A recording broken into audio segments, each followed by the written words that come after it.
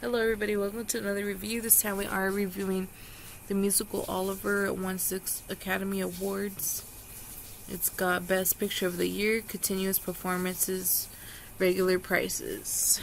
Very interesting cover. So Oliver was released in 1968. It gave us a rating of 2. It's on in 2015. After seeing thousands of films, I still don't get musicals. The idea of mixing dialogues and song numbers is bewildering to me. So is the fact that some of the musicals have gone to become Best Picture winners. In 1968, although it was the last musical to do so until 2003, Oliver won the most coveted award when in 2001, A Space Odyssey, one of the most transcendental works of cinema, Rosemary's Baby, and Night of the Living Dead weren't even nominated. The only exception to the rule is Amadeus, which struck a perfect balance between dialogue and music. Music is supposed to advance the story, but not impede the flow of the film. That's not the case in Oliver. Waiting to listen for any sort of dialogue in the film is like pulling teeth. Familiar as I am with Charles Dickens' work, I can imagine him turning in his grave if he ever saw Oliver, which is based on his novel Oliver Twist.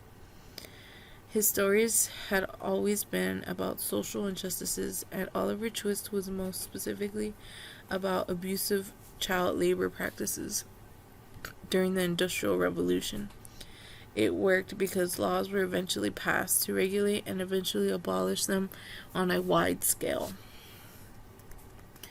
Watching the supposedly poor, hungry white kids of the slums to sing their lungs out the idiotic songs is nothing short of strange.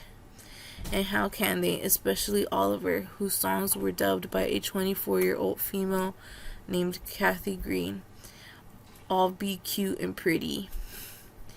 On the other hand, I actually have respect for Oliver Reed for not singing, although it's a fact that he couldn't sing worth a lick. By the way, don't make the same mistake as I did by playing side A first and then side B, because I had a strange feeling that I was missing a lot until I realized that I was watching the second half of the film. Confirming what I had gone through, some customers on the Amazon page for Oliver had complained about it, asking for a refund without ever trying the other side of the DVD. All in all, I dismiss Oliver as one of those pretty face, nonsensical pictures. Thank you so much for watching. I appreciate it. We'll see you in another review.